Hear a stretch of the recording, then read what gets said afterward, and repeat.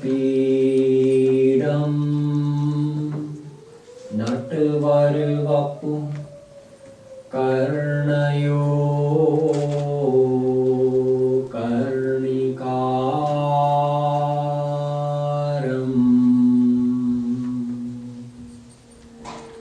बिभ्रद्वास कनककपिशम् वैजयन्ती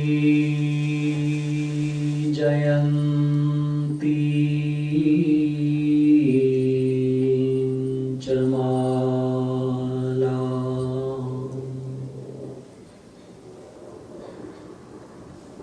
रन्ध्रान्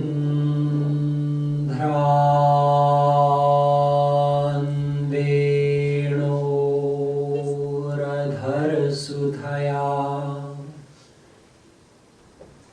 पूरयन्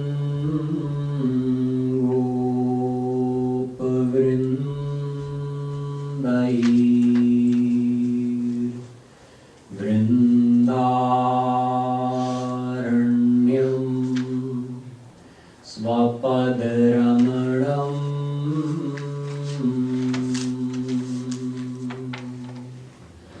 प्राविशत् गीतकीर्ति अहो वकीयं स्तनकालकूटम्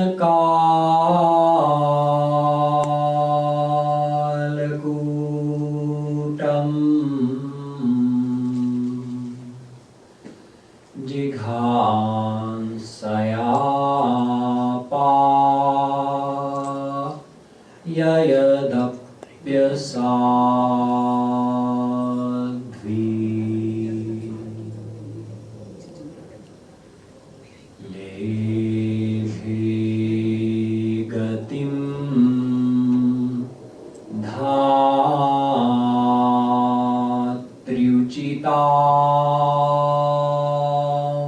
ततोऽन्यम्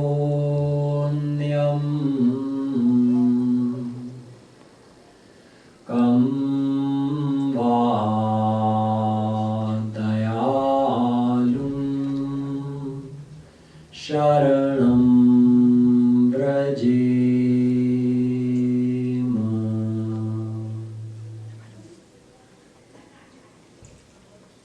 नमः कमलनाभाय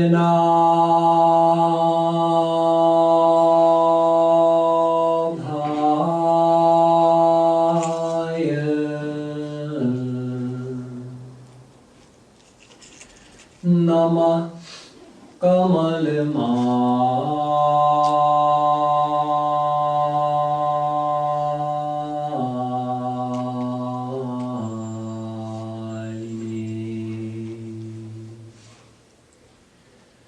नमः कमलपादाय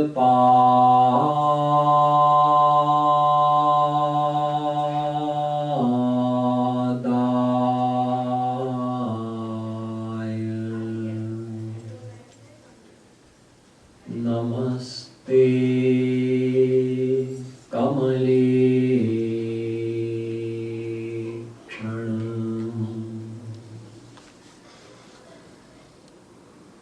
यो ब्रह्माणं विदधाति पूर्वं यो वै वेदांश्च प्रणोति तस्मै तद्ब्रह्म देवमात्मबुद्धिप्रकाशम् मुमुक्षुर्वै शरणमहं प्रपद्ये।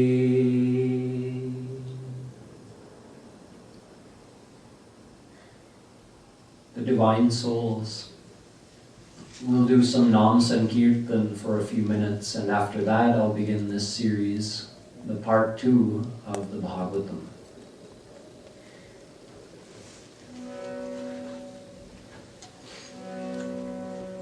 Govinda, Govinda, Govinda, Radhe Radhe Govinda. Govinda, Govinda, Govinda, Radhe Radhe Govinda. Govinda, Govinda, Govinda, Radhe Radhe Govinda.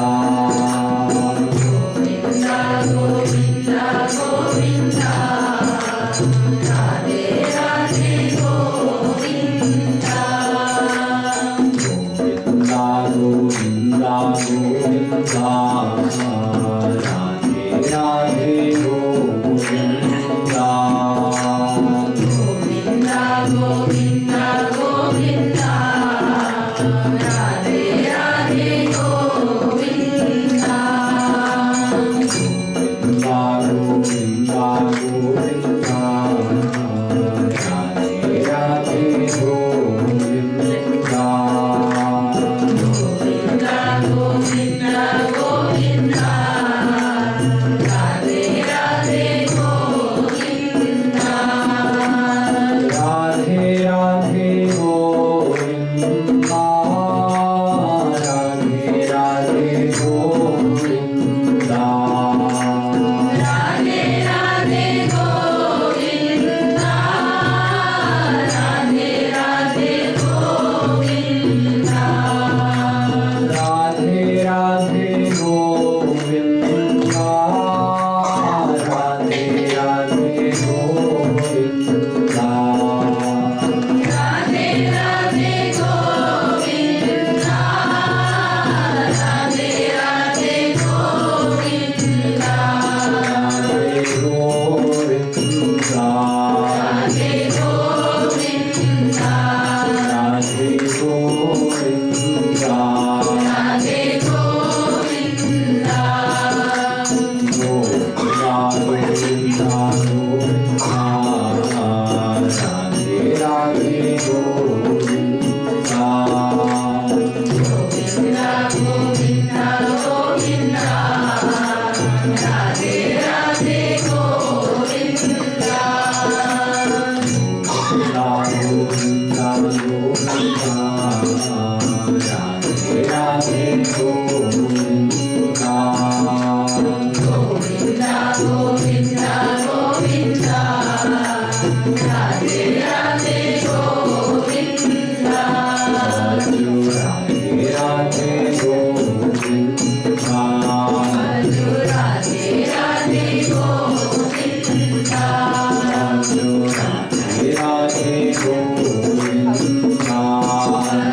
Radhe Radhe Govinda.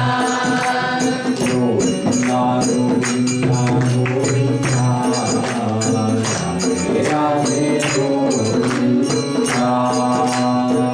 Govinda, Govinda, Govinda, Radhe Radhe Govinda.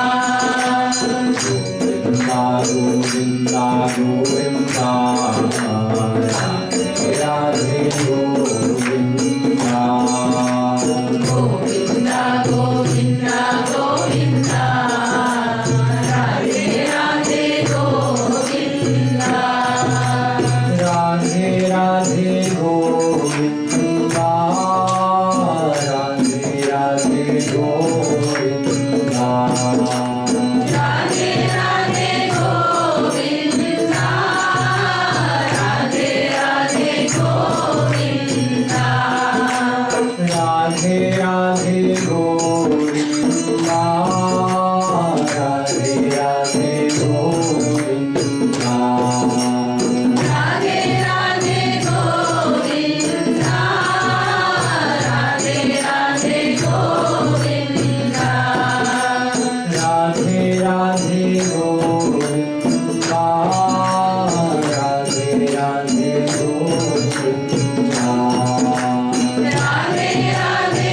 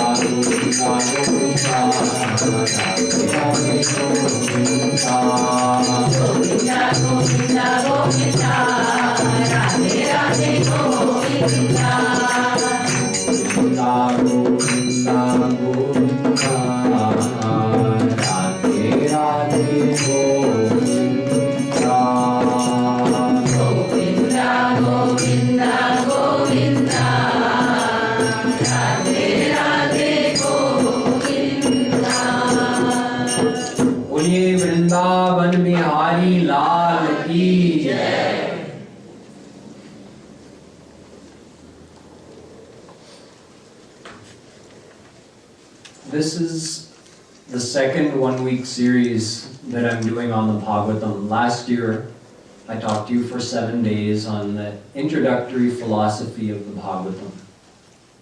So in that series, I had explained what is the Bhagwatam, why is the Bhagwatam important, what is the essence of the philosophy of the Bhagwatam.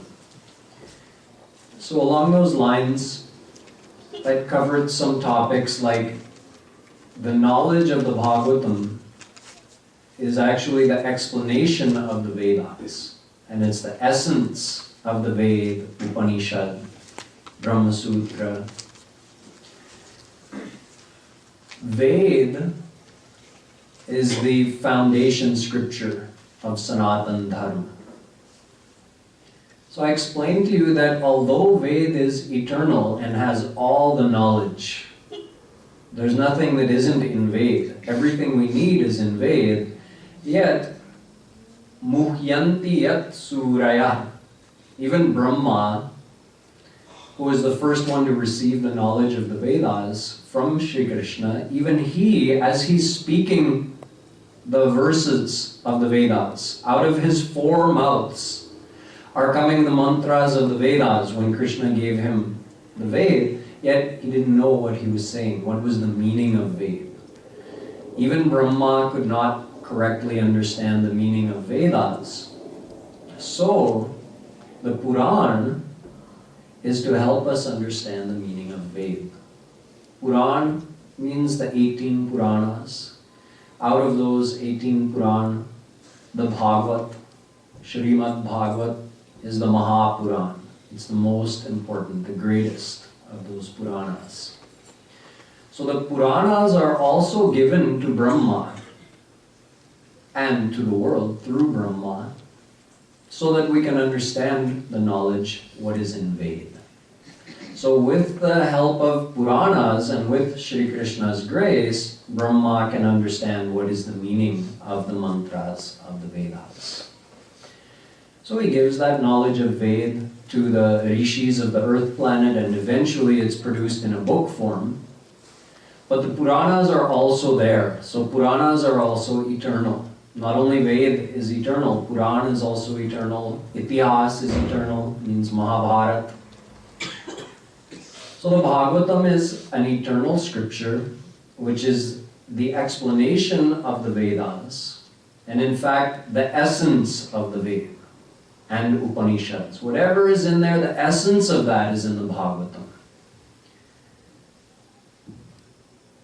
Arthoyam Brahmasutranam. Vyasji writes, because he's the author of the Brahma Sutra, the Vedanta. He writes that my explanation of the Brahma Sutra is the Bhagavatam. There have been great long Sanskrit explanations written by Jagadgurus over the last thousands of years. Big, thick volumes of explanation on what is the meaning of Brahma Sutra by Vedavyas. So Vedavyasji says, no need. I already wrote the explanation of Brahma Sutra, it's Bhagavatam. So the Bhagavat is tops in terms of knowledge. Even with respect to the Gita, we had many Gita classes here over the years. It is said that where the Gita finishes, the Bhagavatam begins.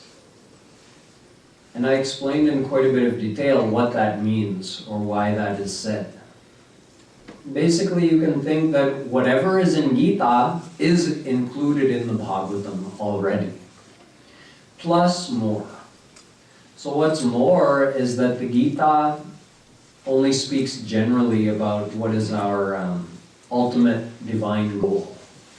Gita says you want to attain God, you want to get something divine, divine knowledge, divine happiness, freedom from Maya, freedom from rebirth.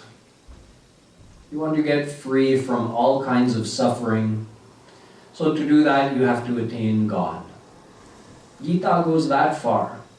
But Bhagavatam goes farther, saying that just saying we want to attain God is not enough. How do you want to attain God? Do you just want to get liberation and merge into God, but then you won't experience anything? Or do you want to get the divine vision of God in His almighty form? Or do you want to take part in His loving Leelas, like the saints who associate with Krishna get to? Gita doesn't go into that much detail about those things. In fact, it doesn't go into any detail about those things. It just speaks in general about attaining God. But the Bhagavatam goes beyond and says you want to attain the divine love of God, then you will get the topmost thing. So the knowledge of Bhagavatam is top. There's nothing beyond the Bhagavatam in terms of knowledge. There are some other secrets revealed by saints with respect to very intimate topics like who is Radharani. Things like that is revealed in the Rasik Varni, the writings of great saints who are at that level, who have attained the divine love of Radhakrishna. But as far as the eternal scriptures of Sanatana Dharma, Bhagavatam is top.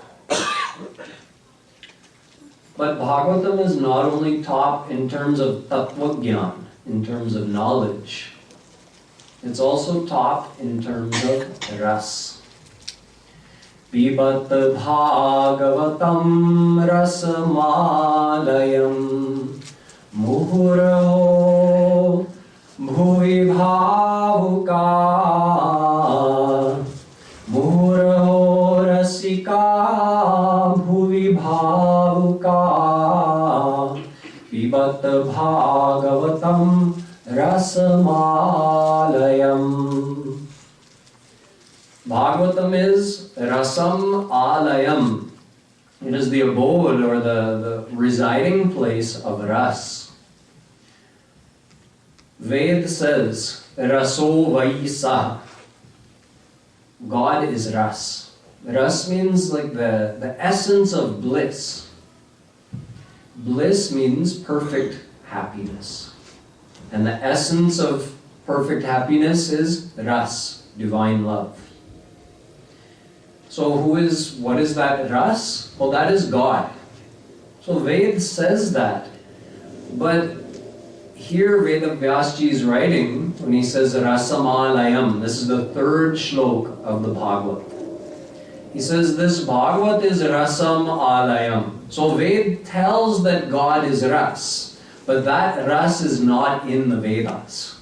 Ved is like a dry knowledge, just an intellectual explanation of who is God, what is God, all the phenomena, material phenomena, divine phenomena. It's described in a dry intellectual way in Vedas and Upanishad, same in Brahma Sutra, same in Gita. It's very dry the way it's presented. Of course it's divine, but it's not, there's no ras in it. So that ras, when we're saying God is ras, where is that ras kept? In the Bhagavatam.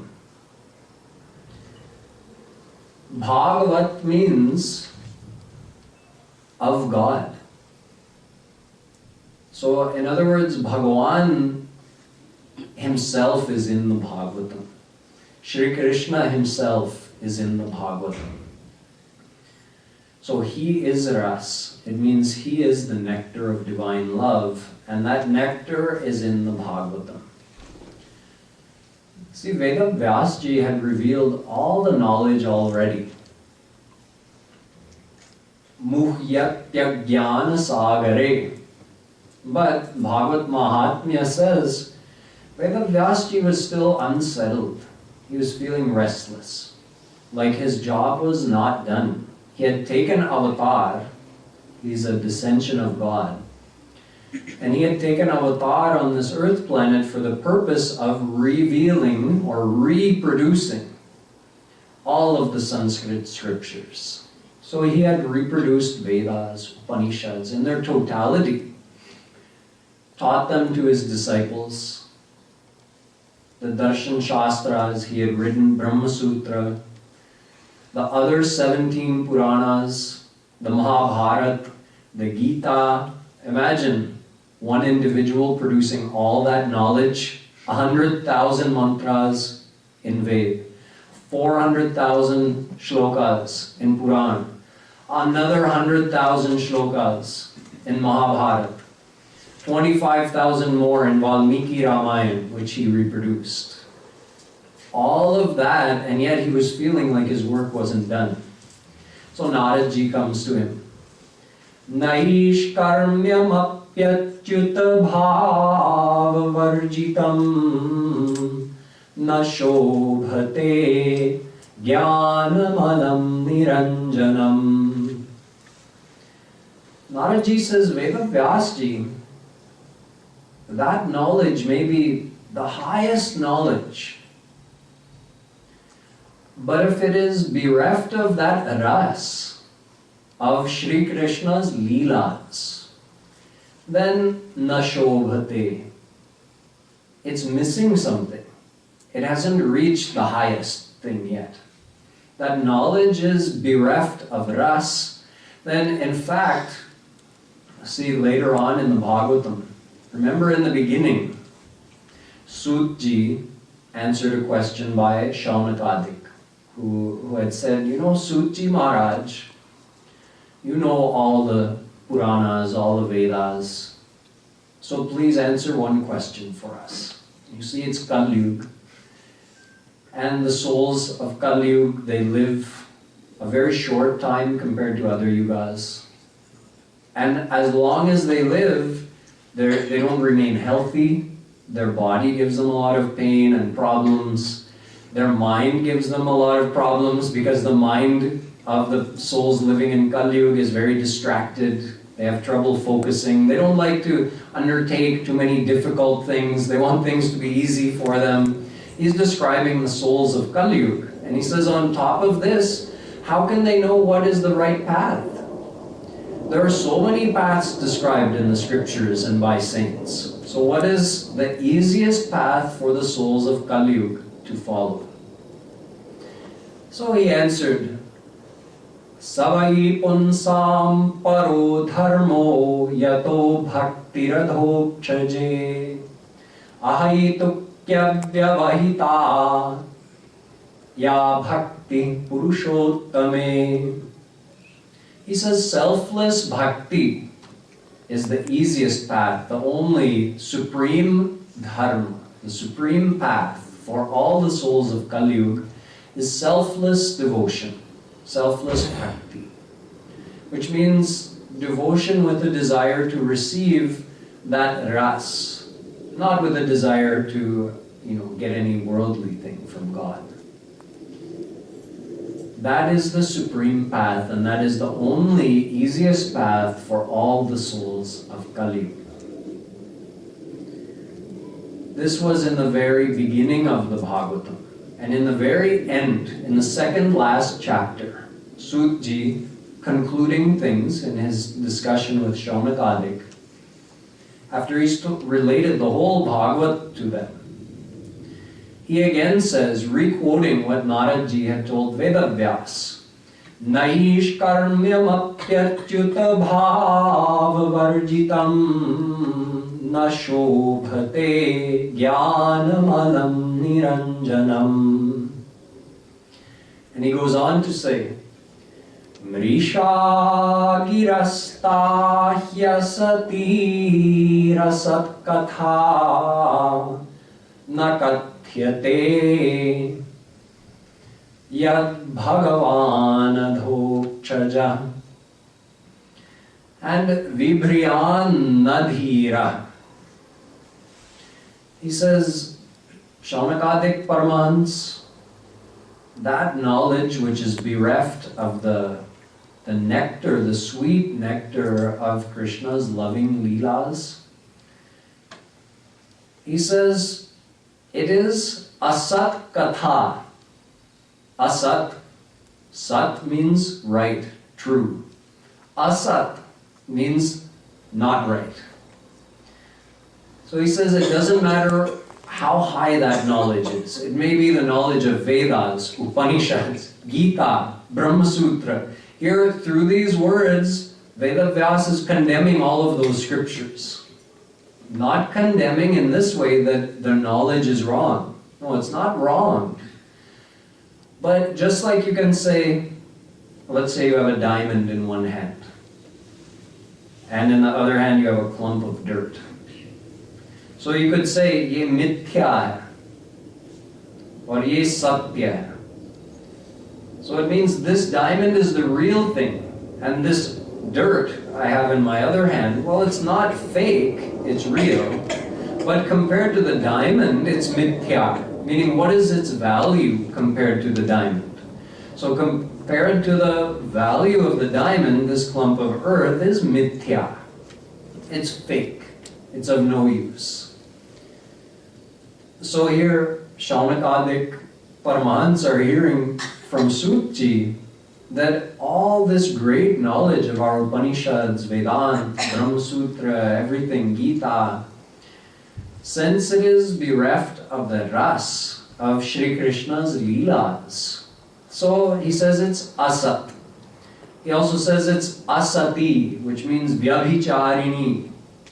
It's not faithful to Shri Krishna, because leaving aside the wonderful rejoicing Leelas of Shri Krishna and just getting all tied up in all the intellectual theory, says that doesn't appeal to the mind of a devotee. Vibhryan nadhira. He says someone who has this knowledge, who is wise, he doesn't get involved in such intellectual theories. Although we have to understand enough knowledge, we need the right knowledge in order to practice the path. But the knowledge in itself is not an end. The knowledge is supposed to get us to the point where we desire to hear Krishna's Leelas. And those Leelas in their finest form are in the Bhagwatam. Vyasji also told Shri Krishna's Leelas in other Puranas also. Brahma Vaivarta Puran has a lot of Krishna's Leelas. They're there in many of the Puranas. But they're there in more of a reporting style. Those other Puran are not called Rasam Alayam. In other words, the ras of those Leelas is not there. The description of the Leela is there, but the actual ras, you can say it's there in a very restricted way. But in the Bhagavatam, the actual ras of Krishna's Leelas is there.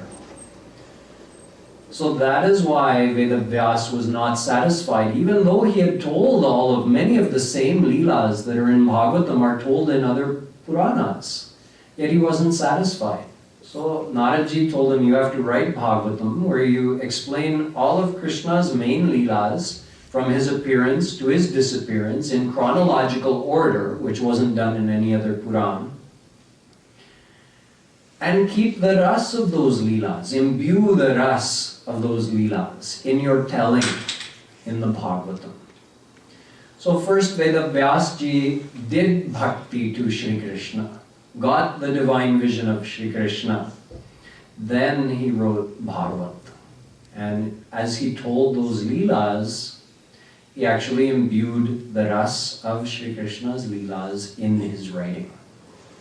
Then he felt that he had accomplished what he had come here to do.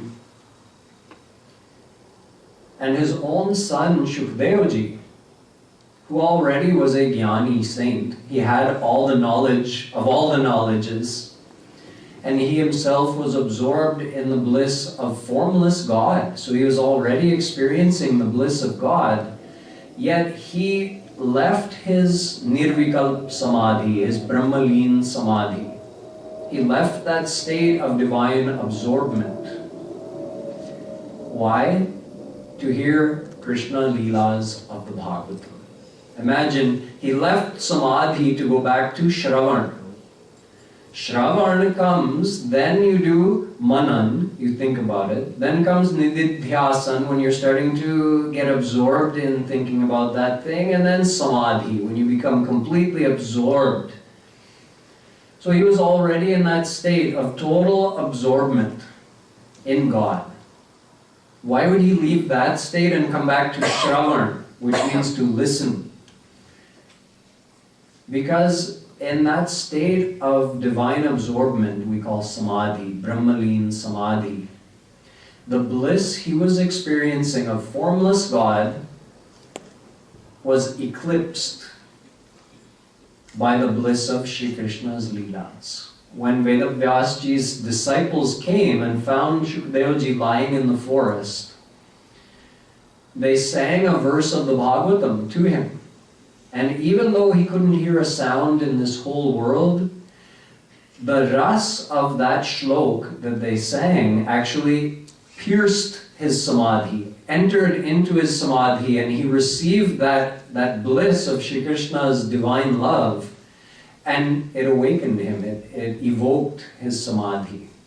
And he wanted more, so he came back to the ashram of his father, Vedavyas, and he listened to and learned the whole Bhagavatam from him. So this establishes the greatness of the Bhagavatam, that not only does it exceed all other scriptures in terms of the knowledge it has and the way it presents that knowledge, reconciling all the theories and showing clearly what is the path to God, what is the easiest path to God, and what is the highest goal.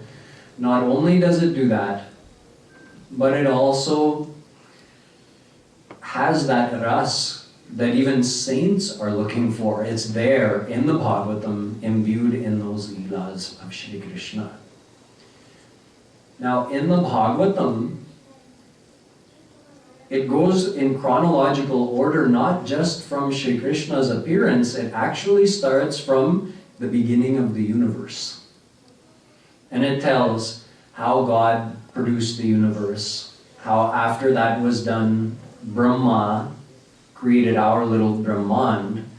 And then once our Brahmand was created, what are the major events that took place, what form of God descended, and what did they do, and what great saints came, all in chronological order, in the first 9 skand of the Bhagwatam, in the first 9 cantos.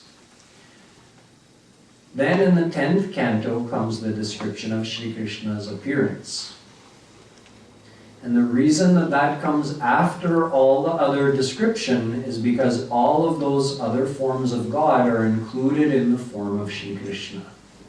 I explained that to you in the first part of this series. So Shri Krishna in his own self, whatever other dissensions of God are explained in the Bhagavatam, they're all incorporated into Shri Krishna's avatar. It means they're all in him and they come with him. So he's called Purna Avatar. All the forms of God are included in Shri Krishna's personality. And the bliss that Shri Krishna reveals while he's on this earth planet exceeds all other types of divine bliss. So in this series, what we're going to do is cover these Leelas of the Bhagavatam of the 10th canto, from Shri Krishna's appearance, going in chronological order. That's what we're going to do every day this week, every evening. We'll start from the beginning and I'll explain these Leelas to you. And the reason that I'm going to do that is that these Leelas are the means of doing devotion. When Sutji said to Shaunakadik Paramahansa that the path for all the souls is to do bhakti, but how to do bhakti?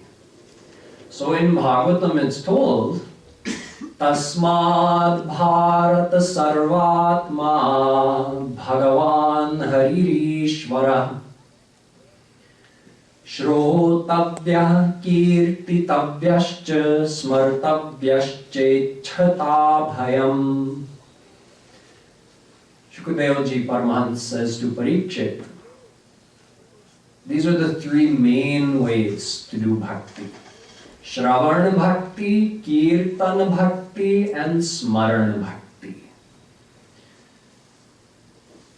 This is the most important thing, the practical part.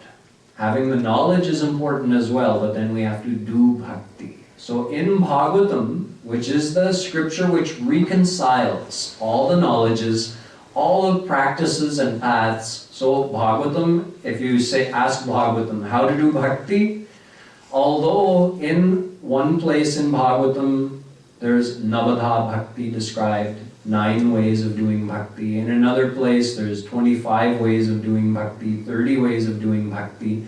But Bhagavatam condenses, just says 3 ways is enough. Shravana bhakti, which means listening. Either listening to the philosophy, as you are right now, or listening to the Leelas, as you will be in a minute when I start telling Krishna Leelas. This is Shravana bhakti, and it's one way of doing bhakti. Kirtan bhakti means singing those same Leelas, or singing the names of God.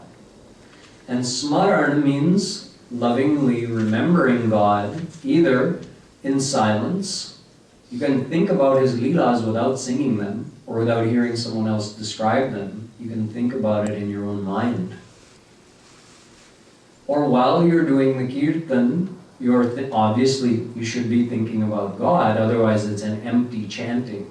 It's an exercise of your voice. So we're supposed to be doing Smaran of Shri Krishna's Leelas, or of his form, while we're chanting.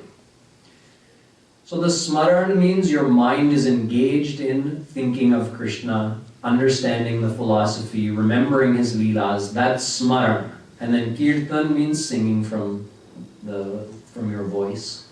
And Shravan means listening to either the philosophy or to the Leelas. So listening to the Leelas, singing those Leelas, and remembering and thinking about those Leelas, that is how you do bhakti. Sutji explained to Shaunakadik Paramahans why this is important. Shrinvatam swakatham Krishna punya shravana kirtana hridyantah sthohya bhadrani vidhunoti suritsatam nashtaprayeshva bhadreshu nityam bhagavata sevaya bhagavatyuttama shloke bhaktair bhavati naishthiki. A beautiful explanation of the effect of chanting Krishna's Leelas or listening to them, and especially remembering them in your heart. So, Shrinvatam Swakatham Krishna. Now, after having received correct knowledge, that's why the first part of this Bhagwatam series, I focused on the knowledge part. Because the knowledge has to come first. We understand the value of attaining God. Why should we attain God? What do we want from God? Then comes the desire to do bhakti. Kind of like if you feel hungry, then you have a desire to eat. So the hunger comes from the knowledge. If you know the value, what will I get if I attain God?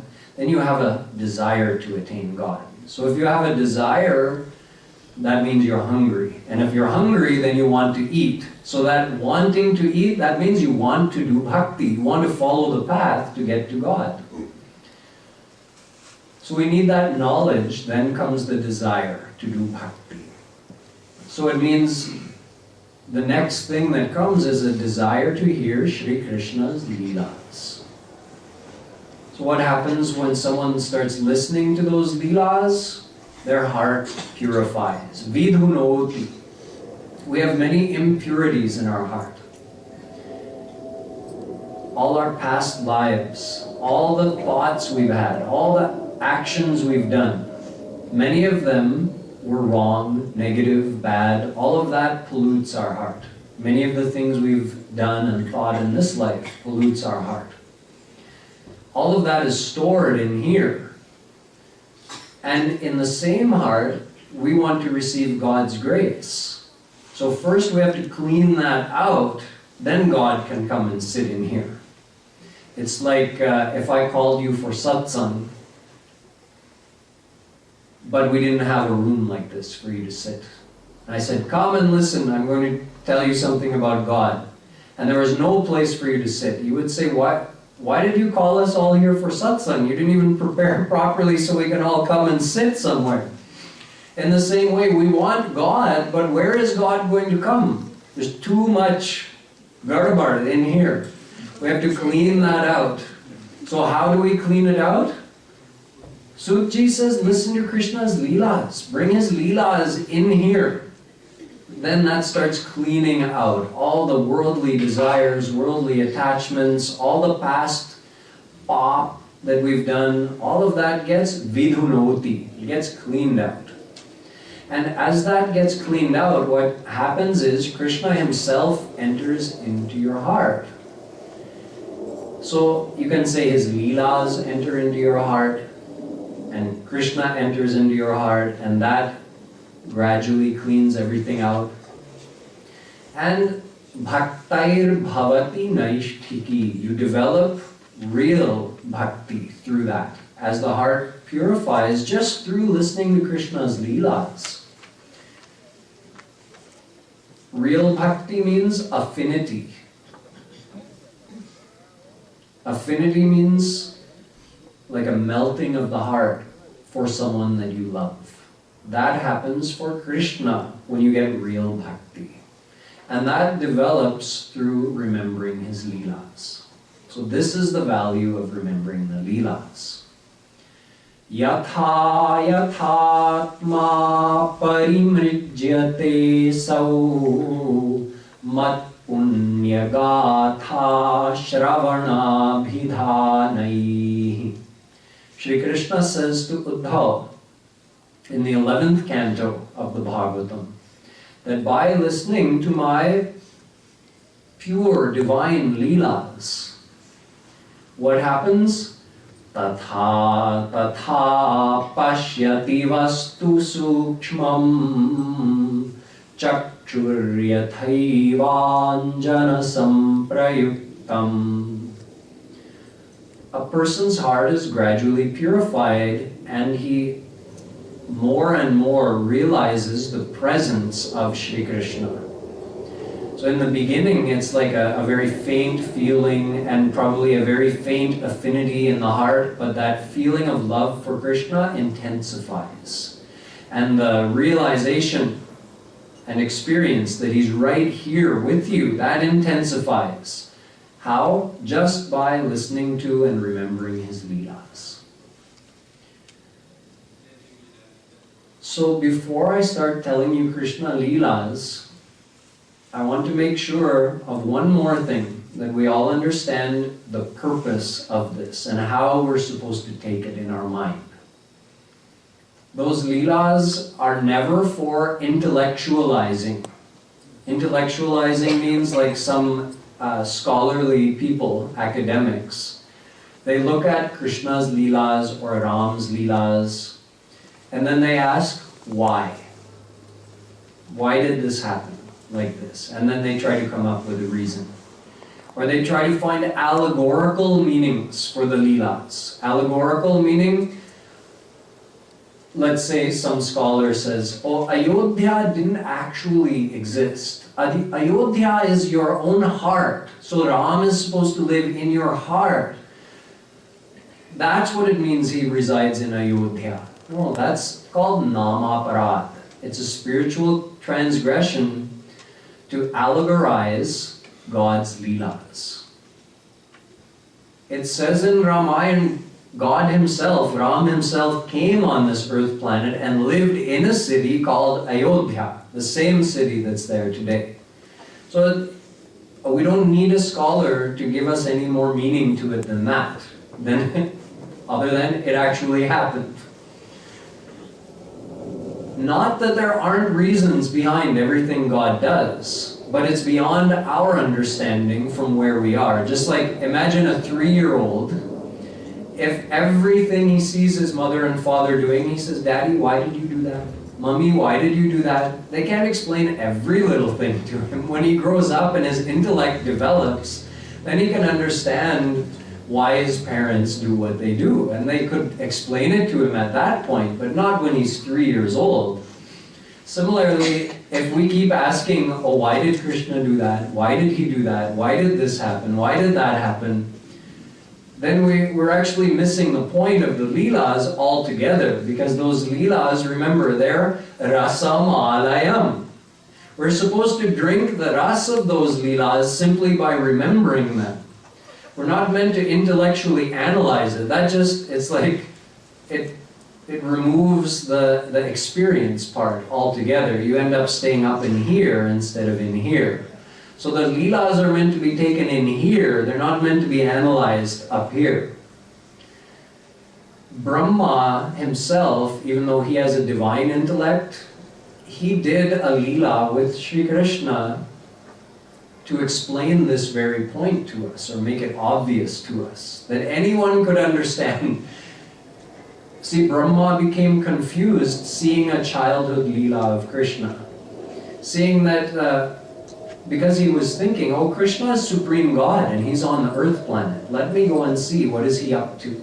And he saw Krishna sitting with his Gwalbal friends, and the calves were over grazing somewhere. And he saw them eating lunch together.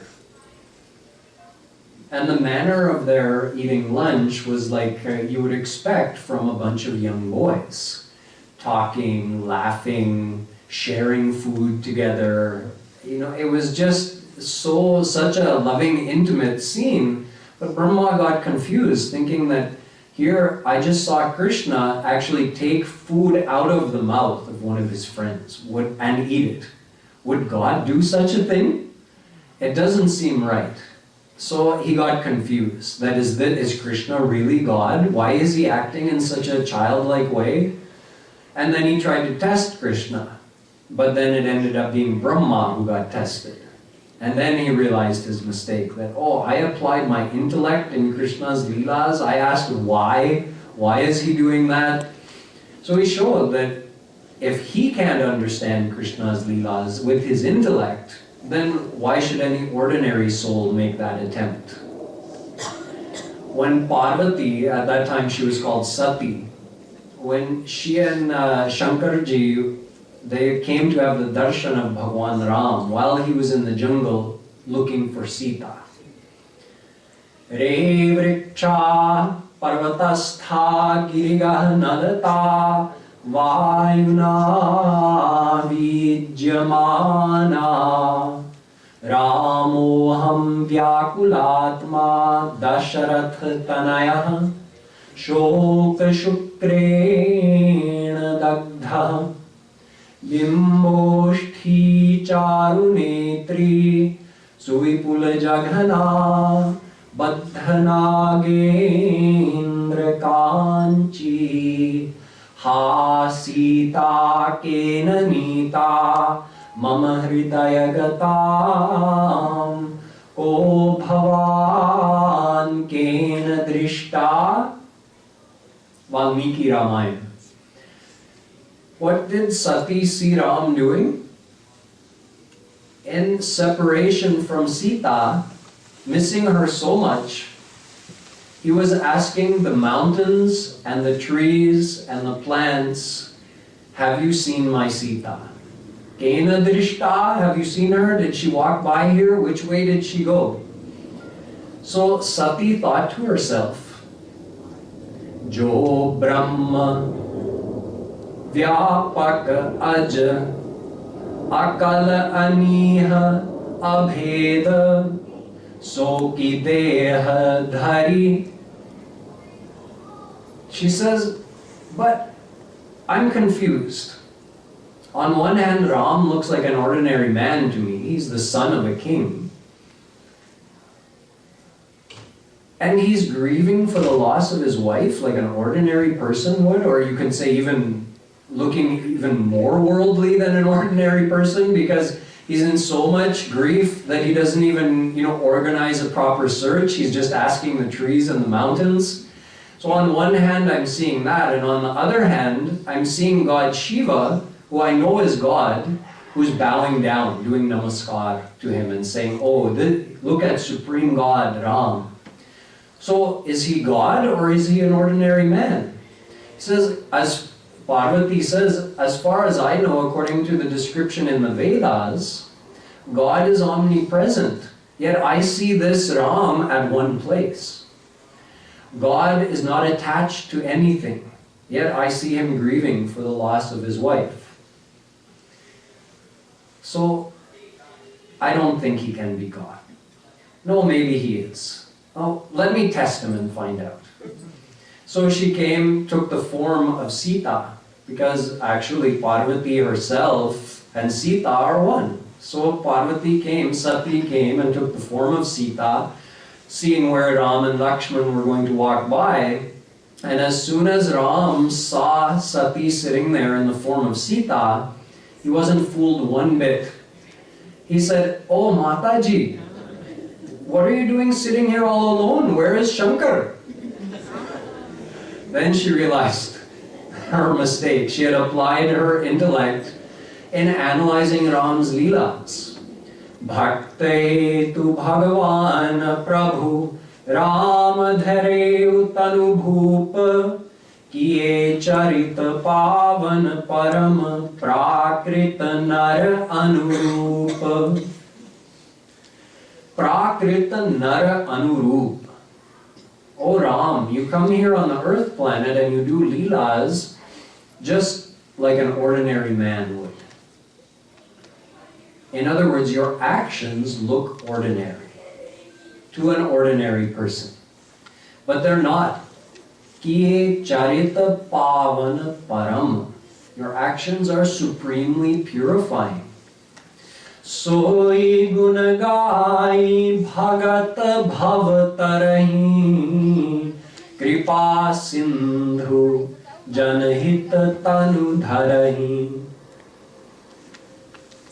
By singing those Leelas and remembering those Leelas, your devotees cross this ocean of Maya because they're supremely purifying. They purify the heart.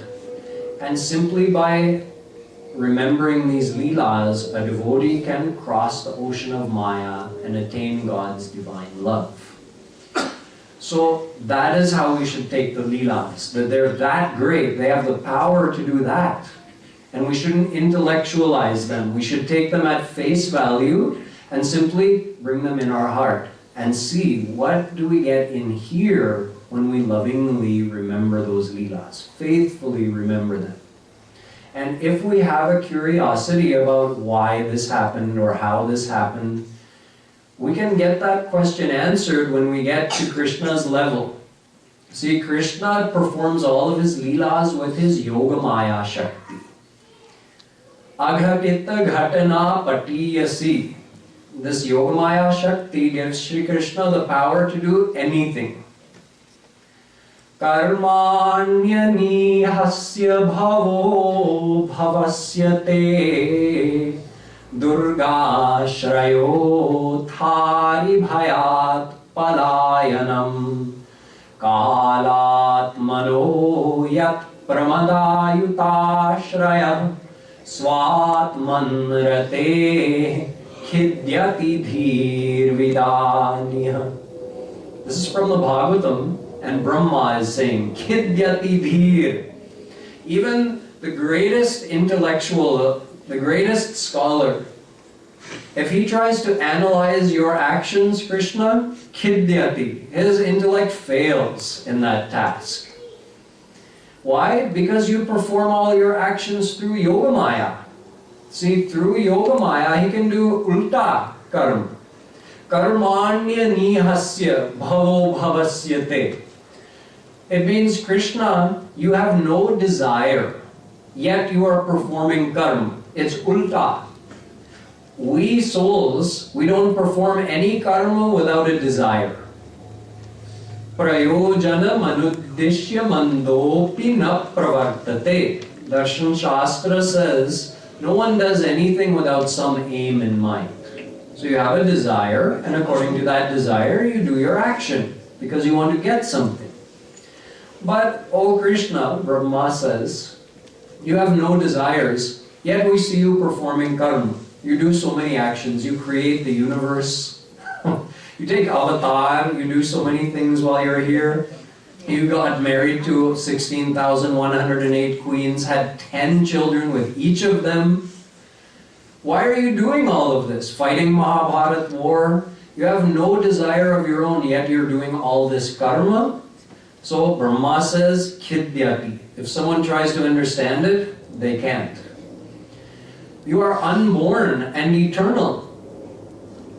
You were never born, you have existed forever, Krishna. You are Adi Purush.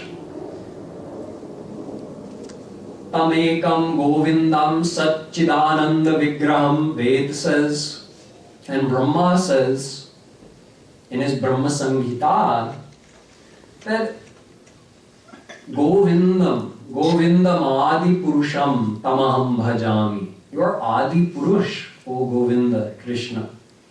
Everything came from you. You didn't come from anyone. So you are Aj. Yet we call you Nandalal, Yashoda Nandan. You are the loving son of Nanda Baba and Yashoda. You are Devaki Nandan. You are Vasudev, the son of Vasudev. So how can it be both ways? How can you both be unborn and eternal and born from your mother and father? A material intellect can't understand. You are Kalatma. Kal means Yamraj, death. You are his Atma, meaning you are the Lord of the god of death. Death himself trembles before you, yet you ran away from Jarasandh. Just a little demon. What's the big deal? You're God, and he's just one demon. You ran away from him, leaving Mathura behind, and ran all the way with your brother Balaram. Both of you ran all the way to Dwarika and you didn't even stop when you got to the coast. You went out on the island and made yourself a whole new city and kingdom out there and never went back to Mathura. Why? Because of Jarasandha. So you are the lord of the god of death, yet you feared a lowly demon. You are Atmaram Purnakam. You're self-content. It means you feel happy in and of yourself. Yet you are seen to be doing ras with the gopis, getting married to the queens in Dwarika. So these two situations don't go together, yet they do because of Yogamaya Shakti. Yogamaya allows two opposite situations to exist simultaneously, which is not possible in this world. In this world, if someone has a desire, then they will do something. If someone they have a desire, they'll get married and have kids. If someone has no desires, like Shri Krishna, how could he get married? Why would he do ras? So we don't have Yogamaya, therefore we can't understand. We do all of our actions with Maya Shakti. Krishna does all of his actions with Yogamaya Shakti. So the two can't be compared. That's why we say, oh, Prahlad, he was God realized at the age of 7, and after that he became king, got married and had children. It's not possible, not after God realization. No, because he would have been fully content and satisfied. What need would he have had to become king, get married, had children? He would have had no need. Then why did he do it? That why cannot be answered to a person who does not have Yogamaya Shakti. We have Maya Shakti. So everything we do is conditioned by that. Prahlad was God realized, so he had Yogamaya Shakti. So he could do all of that without having any worldly desire whatsoever. No lust, no desire, no greed, yet he ruled for thousands, millions of years. So that is possible through Yogamaya Shakti, and all of Shri Krishna's actions are done through Yogamaya Shakti. So although we cannot understand them intellectually until we get to that level, and he gives us Yogamaya Shakti when we become God realized, yet we can still benefit from those Leelas if we take them in the right way. If we take them faithfully, without analyzing them, we just meditate on them and lovingly remember them, then we receive the benefit of heart purification, and the bhakti starts growing in our heart, and that's the path that we follow until our heart is fully purified, and then we'll be able to get two things. The ultimate unlimited bliss of those Leelas, will actually experience that upon God realization. Until then, we're like getting a little glimpse of that. That's growing, but it's still not the totality of it. And we'll get the knowledge. We'll actually understand. Although at that point, we won't care to understand because we'll be drowned in the bliss of Shri Krishna's Leelas. So, in the last 1 week series last year when I was here, I actually did cover Shri Krishna's appearance. I had explained that Shri Krishna appeared in the jail cell in Kansa's dungeon in front of Devaki and Vasudeva. Before he actually manifested his body and appeared physically before them, he had entered into Devaki and Vasudeva. Before that, there was no embryo inside. I explained all of this last time. If you had taken an ultrasound of Devaki's belly, you would not have seen little Krishna growing in there. Using his Yogamaya Shakti, he manipulated the space or the air inside Devaki's stomach, inside her belly, so that she felt and experienced everything that a normal mother would experience in a normal pregnancy, except no discomfort. But she actually, her belly got bigger and bigger and bigger, and she could feel like there's a baby moving inside. Then, when it was almost time for Shri Krishna's appearance, then he impregnated Devaki's mind with his divine bliss, you can say. And also entered into Vasudevji's mind. And people could see, the guards could see, oh, they're glowing. Something is going to happen. So at that time, it's called Garbhastuti. Brahma, Shiva, the celestial gods, they came and they worshipped Krishna. They sang his praises. Then they left. And after that time, Shri Krishna appeared in his full-grown form. He wasn't born as a little baby, he appeared in his full-grown form before Devaki and Vasudeva. So then they also prayed to him, praised him. And then Devaki said to him, Upasanhara Vishwatman Nadorupamalaukikam. Please become a little baby. You're already full grown. I haven't even got to experience having you as my little baby, my little boy yet. So I don't want you to come to me in this full grown form. I want you to become like a little baby. Krishna did that. He became a little baby, just like a newborn baby in Devaki's lap. And then out of the fear that Kans would come and kill this baby as he had the first 6. The 7th, of course, Balaram, had been transferred by Yogamaya Shakti into Rohini's womb, and he appeared there in Braj. Rohini was staying with Nanda Baba and Yashoda already. So Krishna was the 8th child of Devaki and Vasudeva, and out of fear of Kans, Vasudeva wanted to get Krishna out of there. So Yogamaya Shakti, again, arranged the situation, made the guards fall asleep, the chains that were, the fetters, the bonds that were holding Vasudeva, they just released.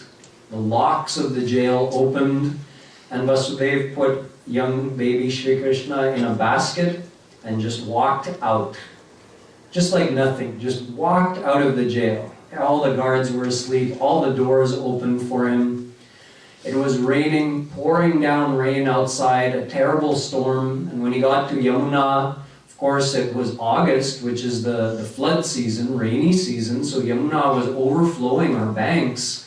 Yet, Yogamaya Shakti created a path. Actually, what happened, Sheshnag came and protected Krishna from above, keeping the rain off of him. And then Yamuna, after getting a little touch of Krishna's foot, then went down and gave away, let Vasudevji cross Yamuna. And he went in the night like that to the house of Nanda Baba and Yashoda, and finding Yashoda asleep with a baby beside her, that baby was actually Yogamaya in personal form. So Vasudevji left baby Krishna there and took Yogamaya back with him. Now Yashoda had been, because her mind was also absorbed in the divine bliss, she had felt like, oh, my pregnancy is over. Although, again, Yogamaya was not born like a normal baby either. But she just felt like, oh, now there's a child beside me. My child is born. But she was just half asleep, half awake. She didn't know, is it a girl, is it a boy? So when Vasudevji made the change, it was all the same for Yashoda. When she woke up in the morning, she just saw, oh, I had a baby boy. And he took Yogamaya back with him and crossed Yamuna, went into the jail, and all the doors closed behind him. His bonds came back, the chains came back on his ankle. The guards woke up, and then they saw that, oh, the baby's born. So then when Kans came to kill that baby, then Yogamaya showed her true form. She flew up in the air and told Kans, you're a real fool. The one that you're afraid of, the 8th child of Devaki and Vasudeva, he's already appeared in Braj. So your death is imminent. So Kans was so afraid, and then Yogamaya just disappeared into the sky. And then in Gokul, the night passed, and Yashoda woke up in the morning and found that, oh, my child is born. And there was baby Krishna lying there. So that morning, the news spread so fast that Nanda and Yashoda have had a baby boy. And that baby boy is our beloved Shri Krishna. Because all the residents of Braj were not ordinary villagers. They had all come ahead of Shri Krishna. Meaning when Radha and Krishna decided to descend on the earth planet, it wasn't like a last minute thing. Oh, want to go on the earth planet? Sure, let's go. Yeah, let's go. No, it was pre-planned. They knew at this particular time, at the end of Dwapar Yuga, we're going to go on the earth planet. So they had sent many, many millions of their saints on the earth planet ahead of them. So the Gwalbals, who grew up with Krishna, they were saints from the divine world who came here on the earth planet, either ahead of Krishna or at around the same time, and they grew up with him. Their parents, the Gops and Gopis of Braj, they had come ahead of time. So there were generations of saints populating Braj in anticipation, waiting for Shri Krishna to come. So then they heard, oh, Krishna is born to Mother Yashoda. So the news spread so fast all over Braj. Everybody heard about it and everybody wanted to come. So Nanda Baba that morning, he woke up. He saw, he was so happy because he and Yashoda were already quite aged. So they had basically just thought that, oh, I guess we won't have another child. We won't have a child. You know, Rohini had already given birth to Balaram, and they thought, I guess we'll just be childless. So at that age, to have a child, it was such a great thing. They were so happy. So Nandaji, he went, had his bath, got dressed in his best clothes, and he called thousands of Brahmins to come because you have to perform all the auspicious ceremonies. So they came and they were doing Swasti Vachan, they were singing all the auspicious verses of Vedas, and they did Jata Karma Sanskar, the rites and rituals you have to do when a child is born. So you can see, you know, there was such a big scene there, even before everybody else started arriving. Nanda Baba gave away 200,000 cows to those Brahmins and 7 huge piles of sesame seeds that he had wrapped very nicely in beautiful cloth. So all of this was going on, and the rest of the residents of Braj, they were of course thinking, well, we don't want to miss out. So they were quickly getting ready. The Gwals, the grown men, they got dressed in their best clothes, you know, put on their best dhoti, put on a long coat to look nice and formal, put on a pagadi. Before leaving their house, everybody went, you know, swept the gate area, swept the angan, swept everything inside the house, bathed their cows and bulls and calves, and then smeared, they have like a tel and haldi mixture, so they smeared that, rubbed that into the cows as an auspicious thing to do, and then decorated them with some red clay. They get the natural thing you can get from the ground, ochre, and made nice designs on the cows, and then put nice, beautiful, you know, some material covering them. And even they put some peacock feathers here and there, decorating the cows, and used gold chains for the feathers of the cows. So they were all decorated. The gopis got dressed in their best clothes, got all ready to go and meet Shri Krishna. Everybody filled their arms with gifts for Nanda, Yashoda, and Shri Krishna, and they just ran. It said that the gopis were running. They were in such a hurry to get there, and they were, you know, their kundal of their ears were jiggling, and their malas were jiggling, and they had braids, and in their braid of their hair, they had put flowers, so they were in such a hurry. Even their braid was getting loosened, and the flowers were coming out. Everybody was rushing to go have the darshan of Shri Krishna. So they arrived there, and everybody was, you can imagine the crowd going on there. There were, you know, people performing playing dundubi, playing bheri, playing horns, playing on big drums. There were dance troops.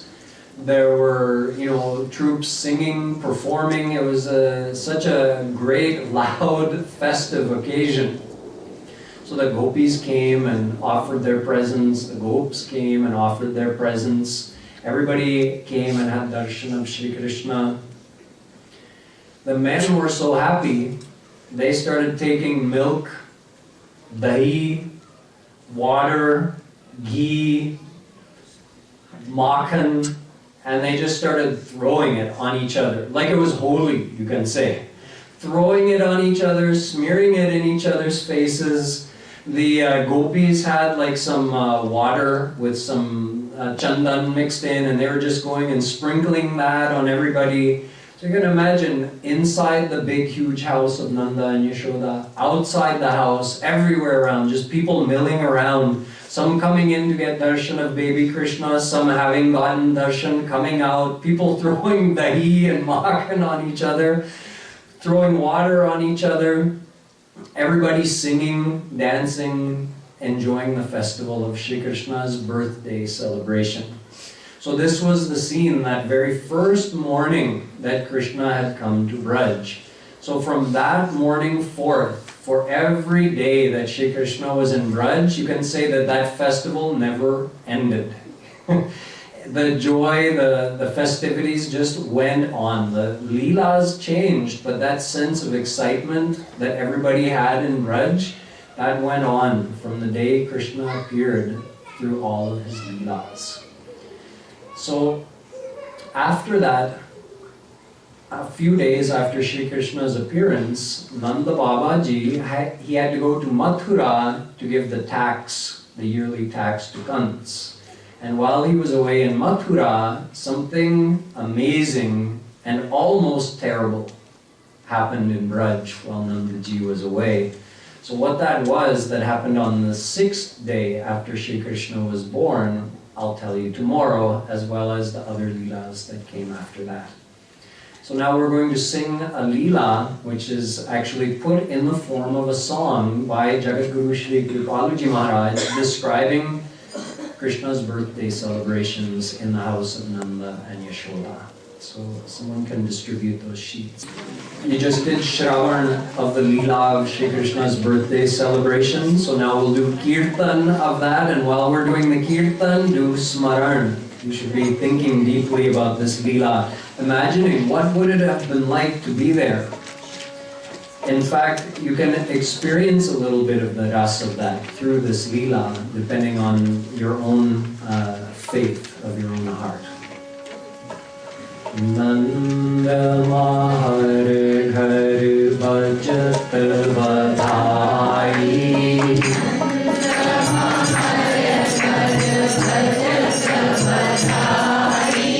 Nanda Mahar Ghar Bajat Badhai, Nanda Mahar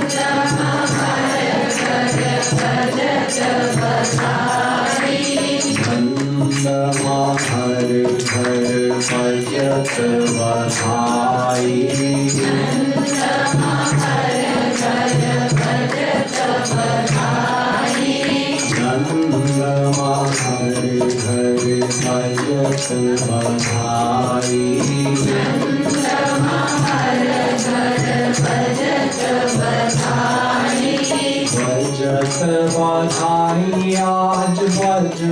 Badhai,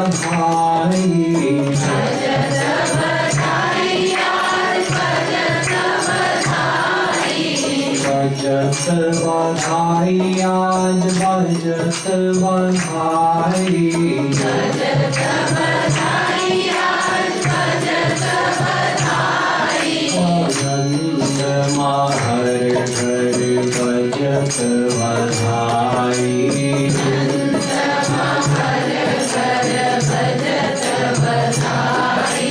Nanda Mahar Ghar Bajat Badhai,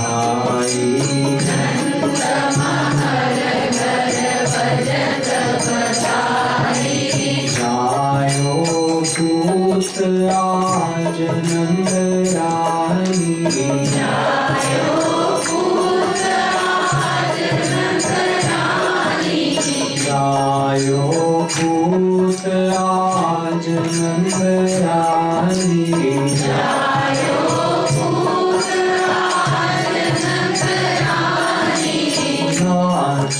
गावत लोग लुगाई नाचत गावत लोग लुगाई नाचत गावत लोग लुगाई नाचत गावत लोग लुगाई नंद हर घर भजत बधाई नंद हर घर भजत बधाई नंद हर घर भजत बधाई नंद हर घर भजत बधाई भजत बधाई आज भजत बधाई भजत बधाई आज भजत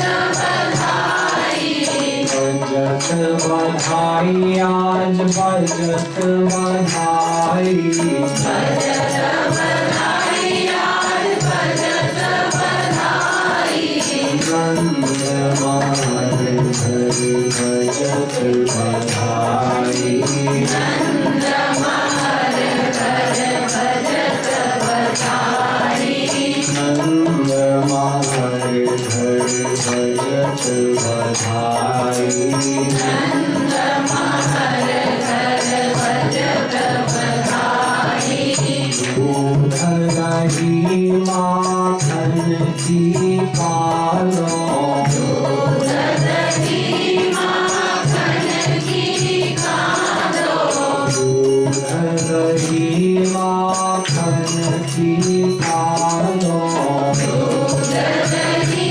माखन की कालो सब भारो मास मचाई सब भारो मास मचाई सब भारो मास मचाई सब भारो मास मचाई नंद हर घर भजत बधाई नंद हर घर भजत बधाई नंद हर घर भजत बधाई नंद हर घर भजत बधाई नंद हर घर भजत बधाई नंद हर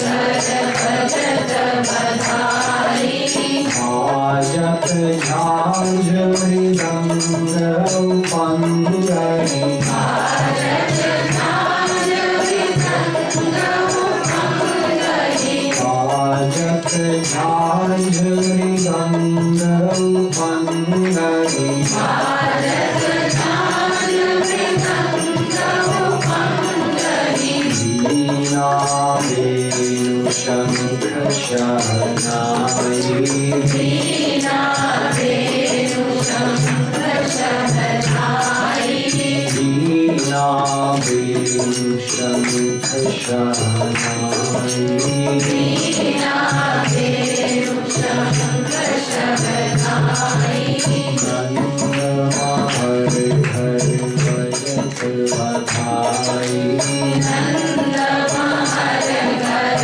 भजत बधाई नंद हर घर भजत बधाई नंद हर घर भजत बधाई चिरकत जोआ चंदन चिरकत चिरकत जोआ चंदन चिरकत चिरकत जोआ चंदन चिरकत चिरकत जोआ चंदन चिरकत करी जयकार कुसुम बरसाई करी जयकार कुसुम बरसाई करी जयकार कुसुम बरसाई करी जयकार कुसुम